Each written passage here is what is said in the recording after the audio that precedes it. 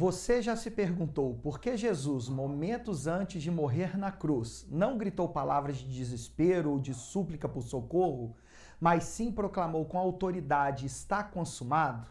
O que exatamente estava sendo finalizado naquele momento? E por que essa declaração mudou completamente o curso da história humana e determina o nosso destino eterno? Será que compreendemos verdadeiramente o significado profundo dessas duas palavras que ecoaram do Calvário e transformaram a cruz de símbolo de maldição em emblema de vitória? Hoje vamos descobrir juntos como o aparente fim na crucificação se tornou o maior triunfo da humanidade e como um túmulo vazio se transformou na maior prova de que a morte não tem a palavra final na vida daqueles que creem em Jesus Cristo. Olá, meu nome é Felipe Stort, seja muito bem-vindo ao EB Dominical. Este é o seu canal dedicado ao aprofundamento das lições da Escola Bíblica Dominical. Aqui, toda quinta-feira às 19 horas, nos reunimos para mergulhar nas riquezas das Escrituras e nos preparar adequadamente para ministrar ou para estudar as lições dominicais. Se você é professor ou aluno da EBD e busca conteúdo sólido e fundamentado para suas aulas, ou se você é aluno que deseja se aprofundar no conhecimento bíblico, você está no lugar certo. Nosso compromisso é apresentar a palavra de Deus com simplicidade, mas sem abrir mão da profundidade teológica que o texto sagrado merece. Hoje, nós estudaremos a lição 12, de 22 de junho de 2025, lições bíblicas de adultos da CPAD, sob o título Do Julgamento à Ressurreição.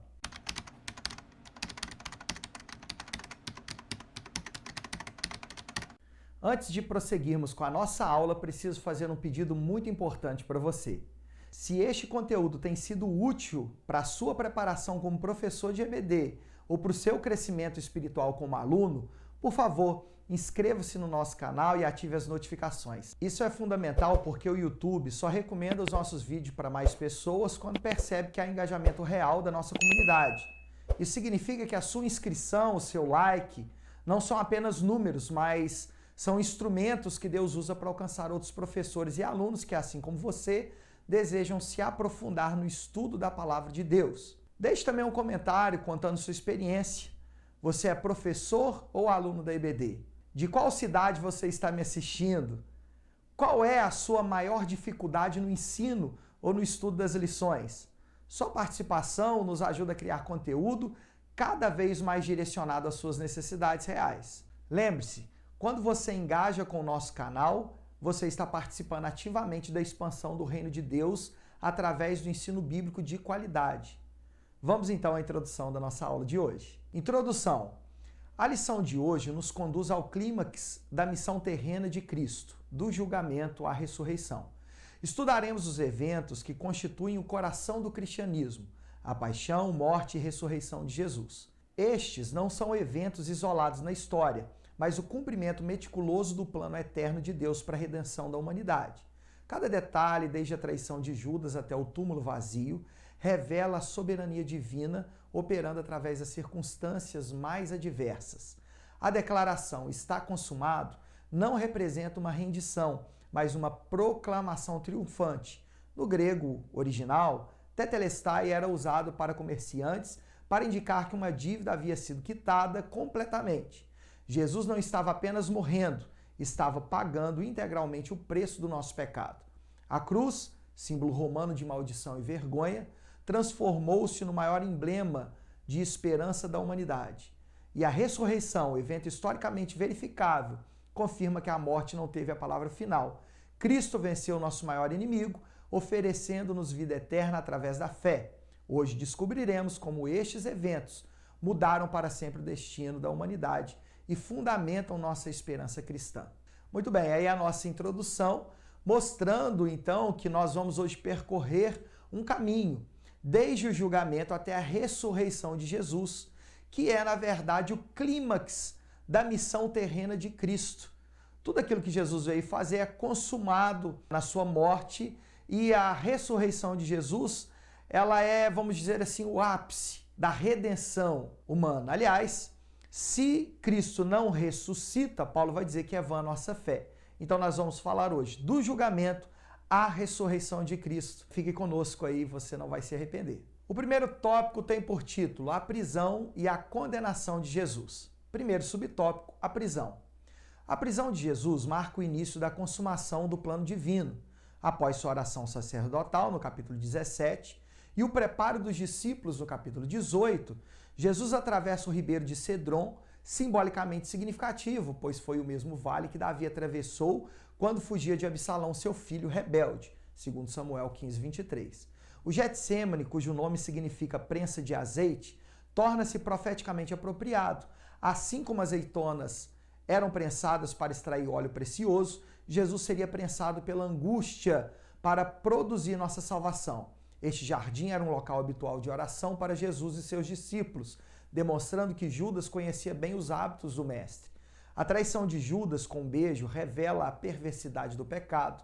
Usar um gesto de afeto e referência para identificar a vítima. As 30 moedas de prata era o preço de um escravo ferido, conforme Êxodo 21, 32, cumprindo a profecia de Isaías 11, 12 e 13. É importante notar que Jesus não foi vítima das circunstâncias. Ele declarou: ninguém tira de mim a minha vida, mas eu de mim mesmo a dou. João 10, 18. Sua prisão foi voluntária, demonstrando sua submissão absoluta ao plano do Pai. Muito bem, está aí o nosso primeiro subtópico, a prisão. Vamos então caminhar aí para esse julgamento de Jesus. Nós sabemos que Jesus foi preso ali no Getsêmani, tendo sido traído por Judas com um beijo.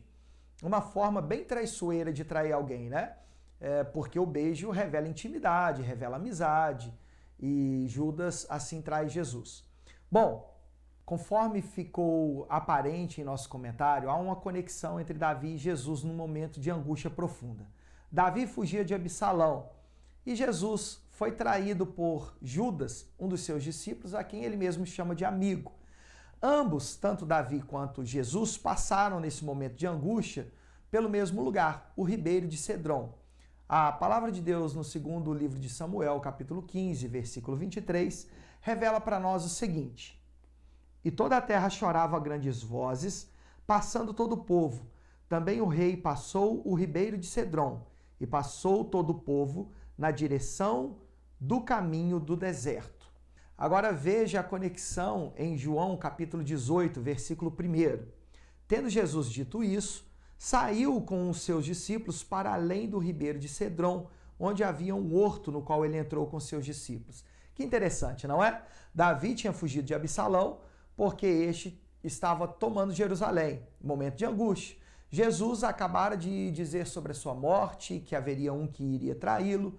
Satanás entra em Judas, ele sai para traí-lo e Jesus também vai nesse momento de angústia para Getsêmani e tem que passar pelo mesmo local que Davi, o ribeiro de Cedron.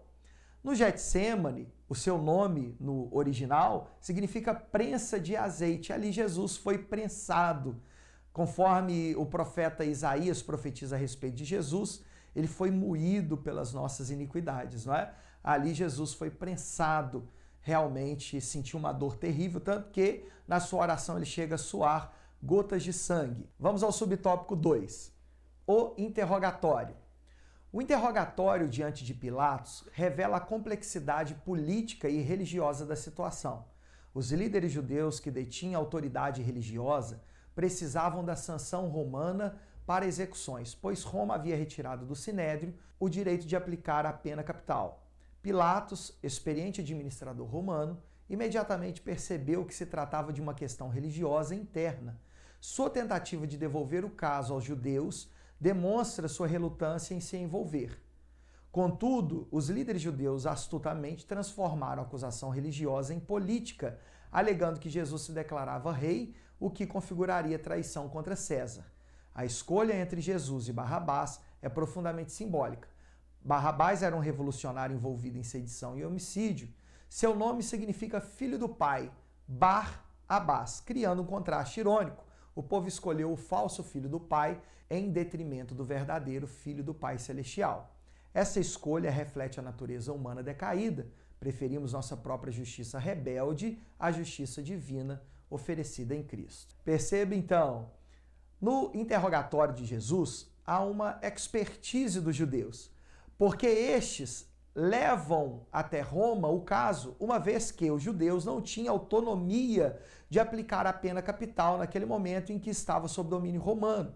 Então eles procuram levar até Pilatos, que era uma autoridade romana, para que esse pudesse julgar Jesus e condená-lo à pena capital, conforme irá acontecer posteriormente. Só que Pilatos, nesse momento, ele tenta se esquivar. Ele era um experiente administrador romano e não queria ficar em maus lençóis.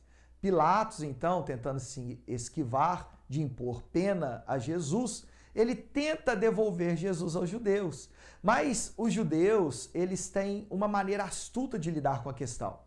Eles trazem a Pilatos a questão de que Jesus se declarava rei dos judeus. Portanto, a acusação contra Jesus era muito além, segundo os judeus diziam, muito além de religiosa, mas uma questão política, tendo em vista que o único rei é o imperador. Naquele tempo, havia o costume romano de libertar na Páscoa um criminoso. Então, a tentativa agora de Pôncio Pilatos era: vocês querem que eu liberte Jesus ou Barrabás? Interessante que Barrabás é um nome que significa filho do pai. Bar, filho, e Abas, pai.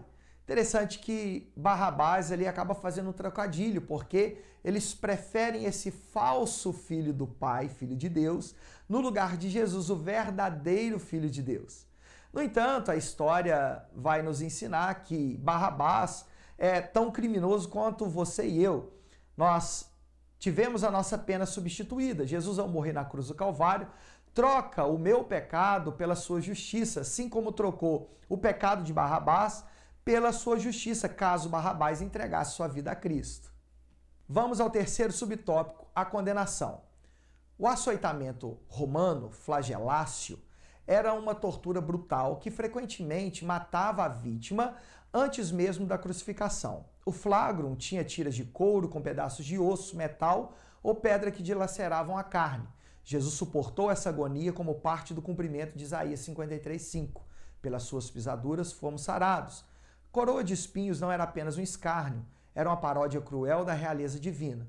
Os soldados, sem saber, estavam coroando o verdadeiro rei dos reis. Os espinhos, resultado da maldição do pecado, de Gênesis 3:18, agora feriam a cabeça daquele que esmagaria a cabeça da serpente. O eis o homem de Pilatos, João 19:5, ressoa com profundidade teológica. Jesus é apresentado como o verdadeiro representante da humanidade, o segundo Adão que triunfaria onde o primeiro falhou. Sua aparência desfigurada cumpre Isaías 52:14. Tão desfigurado estava o seu parecer. A condenação final revela que Pilatos, mesmo reconhecendo a inocência de Jesus, cedeu à pressão política. Isso demonstra como a injustiça humana pode ser instrumentalizada por Deus para cumprir seus propósitos eternos. Vemos aqui, portanto, que Jesus teve que suportar um flagelo terrível. É o preço, a justiça pelo meu e pelo seu pecado, a justiça pelo pecado da humanidade. O primeiro Adão, ele falha lá no Éden, mas o segundo Adão, que é Cristo, ele toma sobre si todas as dores, toda a aflição que o primeiro Adão teria de suportar, e agora ele leva sobre si esse pecado terrível.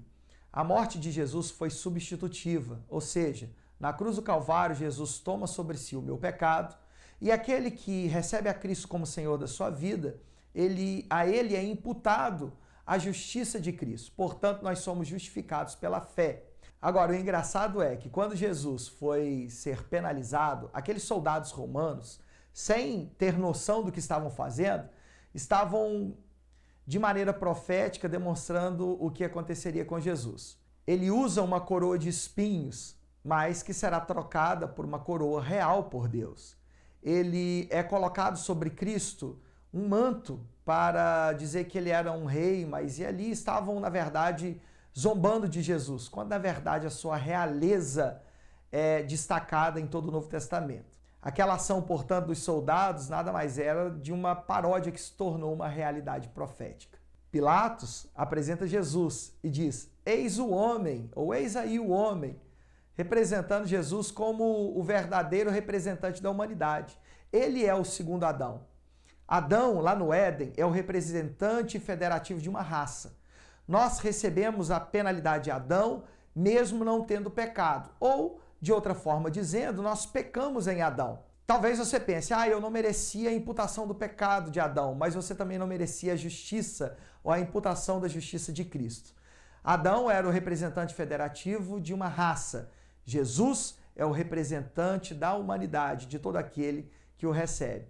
João vai dizer que ele veio para os seus, mas os seus não o receberam. Mas todos quanto o receberam, deu-lhes o poder de serem feitos filhos de Deus. Vamos seguir adiante agora para o tópico de número 2. Mas antes, deixa aí seu comentário. Se você tiver alguma dúvida, escreve. Eu terei a alegria e a satisfação de responder o seu comentário. Tópico de número 2, a crucificação, morte e sepultamento de Jesus. Primeiro subtópico, o caminho do Calvário. O caminho até o Gólgota representa mais que uma caminhada física. É a jornada final do Cordeiro de Deus ao altar do sacrifício. A Via Dolorosa, como ficou conhecida posteriormente, simboliza o peso do pecado de toda a humanidade sendo carregado por Cristo. O Gólgota, lugar da caveira, era estrategicamente localizado fora dos muros da cidade, próximo a uma estrada principal. Isso garantia máxima visibilidade para o espetáculo macabro da crucificação romana. O local era escolhido para intimidar, mas Deus o transformou em palco da maior demonstração de amor da história. A crucificação entre dois criminosos cumpre literalmente Isaías 53:12. Foi contado com os transgressores. Contudo, Jesus não estava ali como transgressor, mas como substituto. Lucas registra o arrependimento de um dos malfeitores, demonstrando que mesmo nos últimos momentos, a graça divina estava operando. É significativo que Jesus tenha carregado sua própria cruz, ao menos inicialmente. Isso simboliza que ninguém mais poderia carregar o peso dos nossos pecados. Quando Simão de Cirene foi forçado a ajudar, representou simbolicamente como todos nós fomos chamados a tomar nossa cruz e seguir a Cristo. A execução pública no Gólgota transformou o que deveria ser vergonha em glória, derrota em vitória. Veja aí duas informações interessantes, pelo menos duas, né? Muitas outras foram dadas, mas eu queria destacar duas aqui com você. Primeiro, a Via Dolorosa. O caminho de Jesus pela Via Dolorosa, carregando a sua cruz, mostrando ali, conforme eu disse no comentário, que somente Jesus pode carregar o peso do nosso pecado. Essa Via Dolorosa simboliza então o peso do pecado de toda a humanidade sendo carregado por Cristo. O meu pecado é muito grande. A minha ofensa a Deus foi imensa, de tal maneira que o próprio Deus precisou se encarnar, descer a este mundo, tomando forma de homem e, como homem, sofrendo a punição do meu e do seu pecado. A Via Dolorosa, portanto, simboliza o peso de toda a humanidade sendo carregada por Cristo. E Simão, o sirineu, representa aquele que é o cristão, que agora precisa carregar a cruz e seguir a Cristo. Interessante ver também como um lugar de horror chamado de lugar da caveira, o Gólgota, um lugar de intimidação total, foi o maior palco de amor da história. John Stott foi quem disse: se você quer conhecer o significado de amor, não vá ao dicionário, desça no Calvário. O Calvário, o Gólgota, é o palco onde o amor de Deus foi revelado. Deus prova o seu amor para conosco pelo fato de que Cristo morreu por nós, sendo nós ainda pecadores. Vamos ao subtópico 2. A missão foi encerrada. O grito "tenho sede" revela a humanidade genuína de Cristo. Após horas de agonia, desidratação severa e perda de sangue, o corpo físico de Jesus clamava por alívio. Contudo, essa sede física aponta para uma sede espiritual mais profunda, a sede da justiça sendo saciada. O vinagre oferecido era uma bebida azeda, comum entre os soldados romanos. Uma mistura de vinho barato com água que servia para matar a sede. Embora fosse uma bebida inferior, representou um gesto básico de compaixão humana dos executores. A esponja embebida em vinagre foi colocada numa vara de isopo, ironicamente a mesma planta usada nos rituais de purificação, conforme Salmo 51:7. Conectando este momento com a purificação espiritual que estava sendo realizada.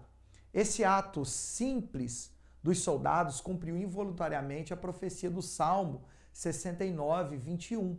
Está consumado. Tetelestai é uma declaração triunfante, não de derrota. Essa palavra era usada comercialmente para indicar pago integralmente, juridicamente para cumprido completamente e artisticamente para terminado perfeitamente. Cristo estava declarando que a dívida do pecado estava quitada, as profecias messiânicas estavam cumpridas, a obra da redenção estava completa, a justiça divina estava satisfeita. Jesus não morreu como Marte vencido, mas como um capitão glorioso. Ele entregou o Espírito voluntariamente, mantendo o controle até o fim. Veja só, quando Jesus disse, tenho sede, nós nos lembramos daquilo que Jesus fala no Sermão do Monte, bem-aventurados que têm sede de justiça, porque eles serão saciados. Tenho sede, na cruz do Calvário, nos lembra da sede da justiça sendo saciada. Na cruz, toda a justiça foi cumprida. Somente Deus tinha condições de cumprir cabalmente tudo que a lei dizia que precisava ser cumprido. E somente o homem poderia pagar pelo seu próprio pecado. Então, Deus se torna homem e satisfaz toda a justiça divina na cruz do Calvário. Na cruz do Calvário, a sede, muito mais do que física, mas a sede de justiça foi saciada, a sede de Deus, uma sede espiritual. Interessante ver também que na cruz muitas profecias do Antigo Testamento foram cumpridas. Por exemplo, a do Salmo 69, 21, que eu passo a ler com você. Deram-me fel por mantimento, e na minha sede me deram a beber vinagre. Veja uma das profecias sendo cumprida aqui. Jesus recebeu no seu momento de sede vinagre para beber, uma bebida com mistura de um vinho barato, com água, ali uma mistura azeda, mas de toda forma ali matou a sede de Jesus. E essa profecia foi cumprida. Vamos ao terceiro subtópico, o sepultamento. José de Arimateia representa os discípulos secretos que finalmente encontraram coragem no momento crucial. Como membro do Sinédrio, ele arriscou sua posição social e religiosa ao pedir o corpo de Jesus. Seu ato corajoso cumpre Isaías 53:9. E puseram a sua sepultura com os ímpios e com o rico na sua morte.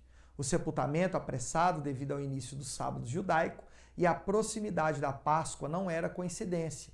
Jesus morreu como cordeiro pascal na hora exata em que os cordeiros eram sacrificados no templo. Seu sepultamento antes do pôr do sol cumpria os requisitos legais judaicos.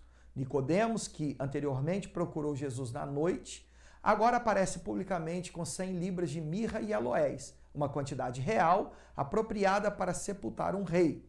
Esses dois homens, anteriormente discretos, tornaram-se ousados discípulos na hora mais sombria. O túmulo novo, onde ninguém ainda havia sido sepultado, simboliza a pureza e singularidade do sacrifício de Cristo. Esse detalhe também garantia que não haveria confusão sobre qual corpo ressuscitou. O sepultamento confirma a realidade da morte de Jesus, tornando a ressurreição ainda mais miraculosa e verificável. Portanto, José de Arimateia e Nicodemos são exemplos de discípulos de Jesus que arriscaram a sua posição para que pudesse servir a Cristo. José de Arimateia, conforme nós vemos aí no comentário, era um membro do Sinédrio. E Nicodemos, um importante fariseu que, no momento anterior, foi ter de noite com Jesus. Alguns acreditam que por medo, outros pensam que Jesus era muito ocupado e não podia atendê-lo durante o dia. Seja como for, agora ele aparece com 100 libras de mirra e aloés, uma quantidade, conforme está escrito aí, apropriada para sepultar um rei. Ele aparece lá em João 19:39. E foi também Nicodemos, aquele que anteriormente se dirigira de noite a Jesus, levando quase 100 libras de um composto de mirra e aloés. Portanto, agora Nicodemos está aí à vista de todos, ajudando no sepultamento de Jesus. Quanto à hora do sacrifício de Jesus, eu disse no comentário que foi no mesmo momento em que os cordeiros pascuais estavam sendo sacrificados. Você deve saber que Jesus morre na Páscoa, não é verdade? Tanto que ele é julgado numa quinta-feira à noite, na surdina, né, para que ninguém pudesse atrapalhar ali a festa da Páscoa. O Sinédrio se encontra à noite, o que nem era permitido, mas porque eles tinham pressa em tramar contra a vida de Jesus.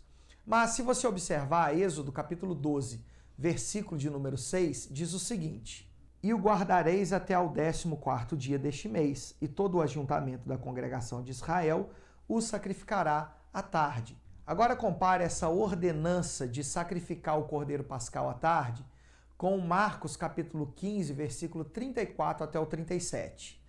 E à hora nona, Jesus exclamou com grande voz, dizendo: Eloi, Eloi, lama sabactani.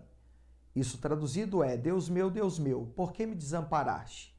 E alguns dos que ali estavam ouvindo isso dizia: Eis que chama por Elias. E um deles correu a embeber uma esponja em vinagre, pondo-a numa cana, deu-lhe a beber, dizendo: Deixai, vejamos se virá Elias tirá-lo. E Jesus, dando um grande brado, expirou. Observa que o texto diz que isso tudo acontece na hora nona, versículo de número 34 de Marcos, capítulo de número 15. O que era a hora nona? No sistema de contagem de horas do judeu, a primeira hora do dia começava às 6 da manhã. Então, a primeira hora, aliás, seria 7 horas da manhã, né?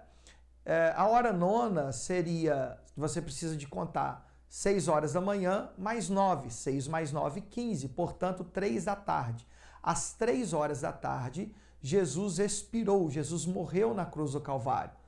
Horário esse que os sacrifícios eram feitos em Jerusalém, e justamente era na Páscoa. Lembre-se que João, o Batista, disse acerca de Jesus: Eis aí o Cordeiro de Deus, que tira o pecado do mundo. Portanto, Jesus é o nosso Cordeiro Pascual. A sua morte na Páscoa aponta para o sacrifício perfeito que expia o pecado da humanidade. Jesus, portanto, é o nosso Cordeiro Pascual. Algumas pessoas questionam, é bem verdade, se Jesus ressuscitou ou não. Nós veremos que a ressurreição é verificável. Mas quanto à morte também, algumas pessoas duvidam. Aliás, alguém diz: Deus não pode morrer, não é verdade? Mas nós não podemos esquecer que Jesus morre enquanto homem, mas também ressuscita enquanto homem. Jesus, portanto, é plenamente Deus e plenamente homem. A partir do seu nascimento virginal, ele se faz homem. Enquanto Deus, ele é eterno, é desde sempre. No princípio era o Verbo estava com Deus e o Verbo era Deus. A partir do nascimento com Maria, Jesus torna-se homem. Mesmo depois da morte e ressurreição, Jesus ainda é homem e também Deus. Mas a sua morte é testificada justamente pelo seu sepultamento. Ora, Jesus foi sepultado, portanto, Jesus morreu. É claro que os muçulmanos que creem em Jesus, não como Salvador, mas creem em Jesus como um profeta e como o Messias de Israel, eles vão dizer o seguinte: não, na verdade, na cruz houve uma troca. Deus fez um milagre e outra pessoa se parecia com Jesus, mas Jesus não estava ali, portanto, Jesus não morreu porque ele não poderia morrer. Porque a cruz é um escândalo muito grande para aquele que não crê no que a palavra de Deus nos ensina. Mas a Bíblia revela de fato que Jesus morreu, e não só morreu, como também ressuscitou. E o seu sepultamento, conforme nós falamos aí no comentário, é prova cabal de que Jesus de fato morreu. Vamos para o tópico 3? Mas antes, deixa aí sua dúvida ou seu comentário, tá bom? Que eu quero te responder. Se você tiver alguma dúvida aí no tópico 2, deixa aí. Tópico 3, a ressurreição de Jesus. Primeiro subtópico tem por título o túmulo vazio. O túmulo vazio não é apenas uma evidência da ressurreição de Jesus, mas o fundamento sobre o qual toda a fé cristã se estabelece. O terremoto e o anjo que removeu a pedra não foram para liberar Jesus. Ele já havia ressuscitado com o corpo glorificado, que não estava limitado por barreiras físicas. A pedra foi removida para que as pessoas pudessem ver que o túmulo estava vazio. Mateus 28, versículo 2. Maria Madalena, acompanhada por outras mulheres, foram ao sepulcro com o objetivo prático de ungir o corpo de Jesus com especiarias aromáticas, conforme o costume judaico de preparação dos mortos. Elas esperavam encontrar um cadáver para cuidar, mas se depararam com uma realidade completamente diferente e transformadora. Elas encontraram a prova de que a morte havia sido vencida. O fato de as mulheres serem as primeiras testemunhas da ressurreição é bastante significativo. Na cultura judaica da época, o testemunho das mulheres não tinha valor legal. Se os discípulos quisessem inventar a história da ressurreição, eles jamais teriam escolhido mulheres como primeiras testemunhas. Isso demonstra a autenticidade do relato e também como Deus honra os fiéis, independentemente da sua posição social. Assim, o túmulo vazio tornou-se o primeiro sermão sobre a ressurreição. Sem palavras, ele proclama uma verdade revolucionária. Jesus havia vencido a morte e aberto o caminho para todos os que nele creem também o vençam. Veja, queridos, que Mateus 28:2 diz o seguinte: Eis que houvera um grande terremoto, porque um anjo do Senhor, descendo do céu, chegou, removendo a pedra, e sentou-se sobre ela. Por que a pedra do sepulcro foi removida? Jesus ressuscitou, é óbvio, mas não teria ele poder para remover uma pedra? Claro que teria. Os anjos removeram a pedra não porque Jesus tinha uma necessidade, mas para que as pessoas pudessem confirmar que de fato o Messias ressuscitou. As primeiras testemunhas, conforme vimos, foram as mulheres. Pessoas que não eram consideradas dignas de aceitação naquele momento. Até nisso, o Evangelho, a Bíblia, o Novo Testamento em si, vai trazer algo diferente para nós. O testemunho das mulheres é prova inequívoca da ressurreição. Porque se os evangelistas quisessem, de fato, simular uma mentira, eles jamais teriam dito que as mulheres foram quem encontraram primeiramente Jesus. Mas o testemunho delas é fonte inequívoca da ressurreição. Além disso, não só o testemunho das mulheres, mas a própria morte dos discípulos atestam isso. Porque eles iriam morrer se Jesus não houvesse ressuscitado? Que loucura seria essa? O que eles ganhariam com isso? Segundo subtópico, a ressurreição como base da fé cristã. Paulo, com sua mente teológica privilegiada, compreendeu que a ressurreição não era apenas um milagre adicional, mas o fundamento de toda a fé cristã.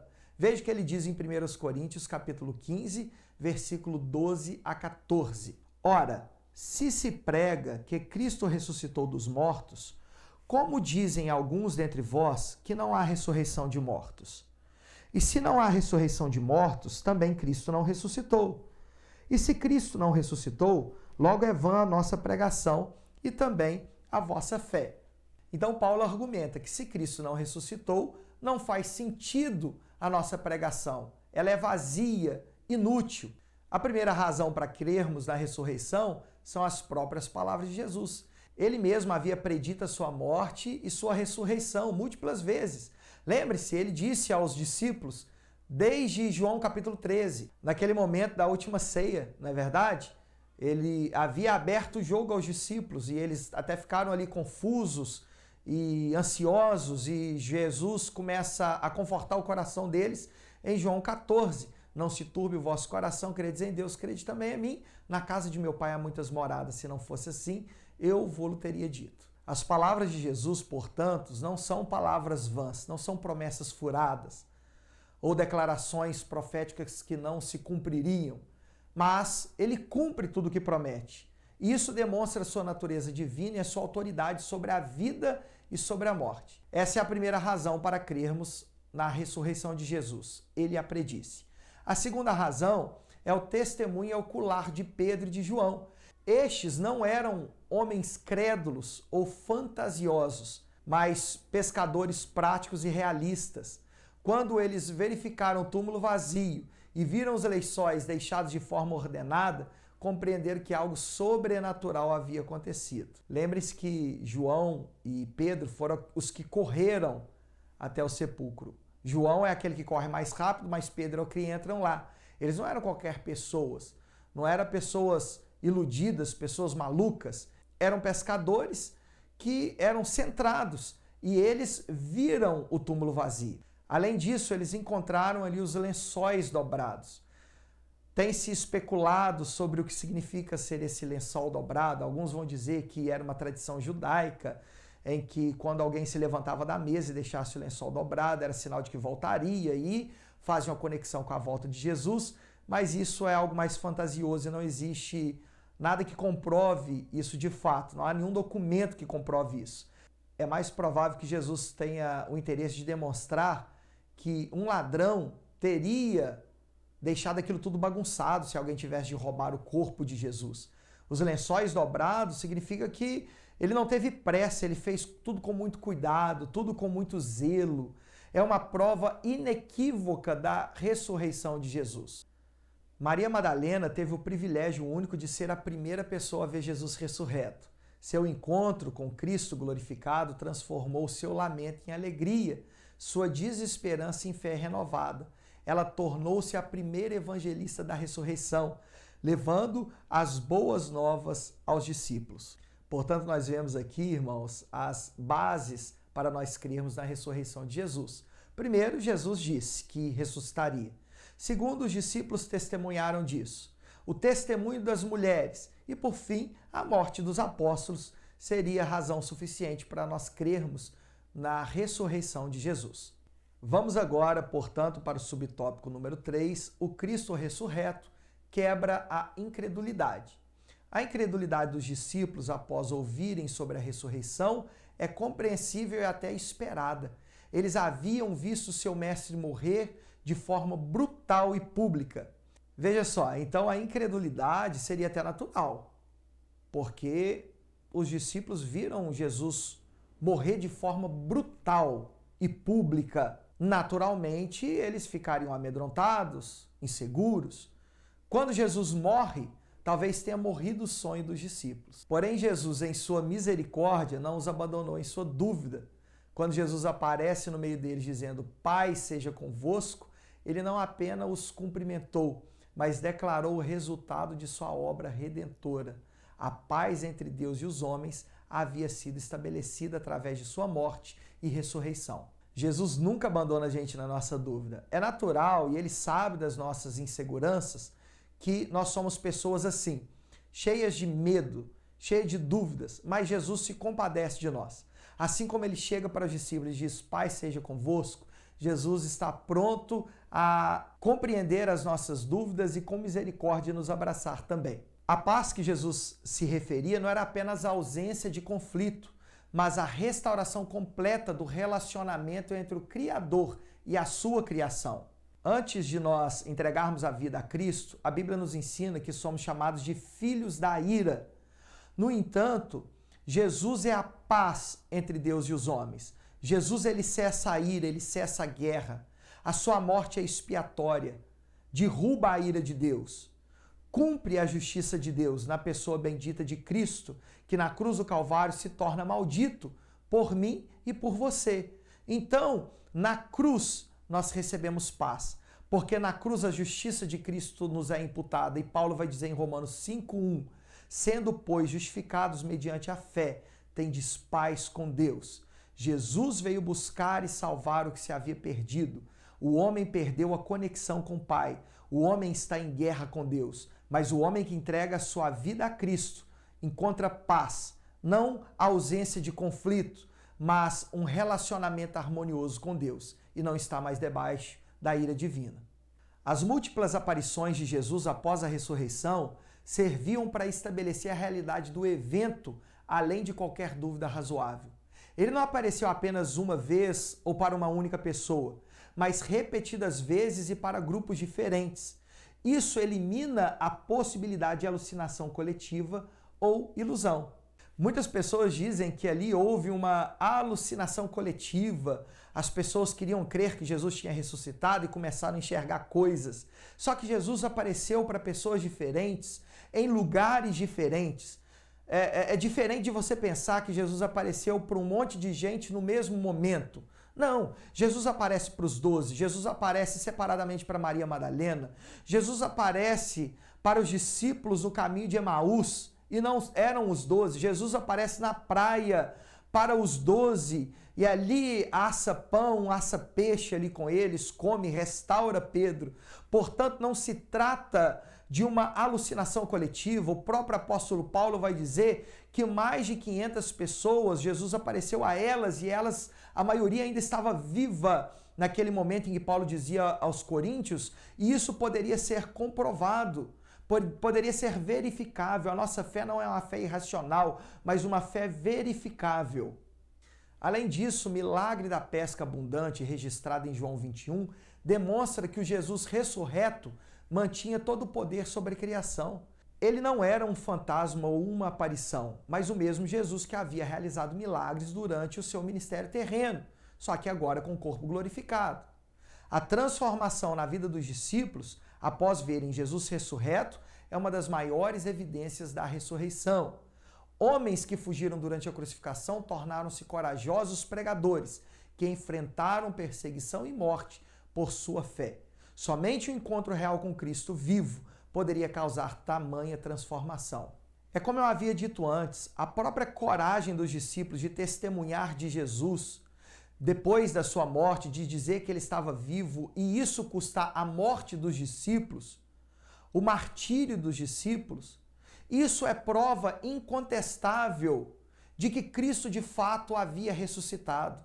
Somente uma transformação radical poderia gerar esse impacto profundo na vida de pessoas que, mesmo diante da perseguição de ter que pagar com a própria vida, não negariam a sua fé. Vamos agora à conclusão, que eu sigo a mesma do comentarista da lição. Aqui eu deixo com ele. A ressurreição do Senhor Jesus é o evento mais significativo do Novo Testamento. Esse acontecimento concretiza a nossa esperança na ressurreição do corpo, tal como está expresso no Credo Apostólico, um importante documento da tradição cristã. Creio na ressurreição da carne. Assim, à luz desse fato, somos encorajados a manter a nossa fé, pois depositamos a nossa esperança naquele que triunfou sobre a morte de forma definitiva. Portanto, nós chegamos agora ao final de mais uma aula, de mais uma lição aqui no EB Dominical. Espero que esse estudo com o título do Julgamento à Ressurreição tenha fortalecido a sua fé e preparado você para ministrar ou participar da EBD nesse domingo com maior profundidade.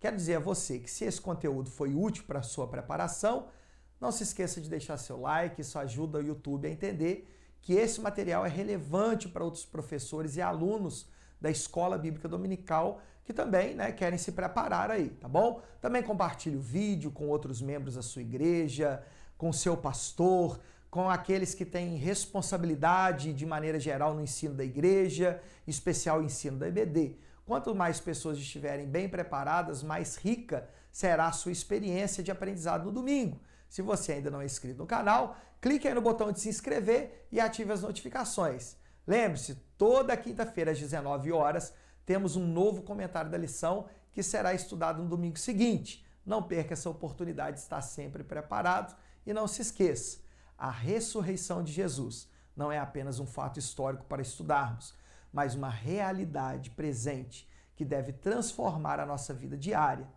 que a certeza de que Cristo venceu a morte enche o seu coração de esperança e a sua boca de louvor. Que Deus abençoe vocês e nós nos vemos na próxima quinta-feira para mais um estudo aqui no EB Dominical. Até lá, a paz do Senhor.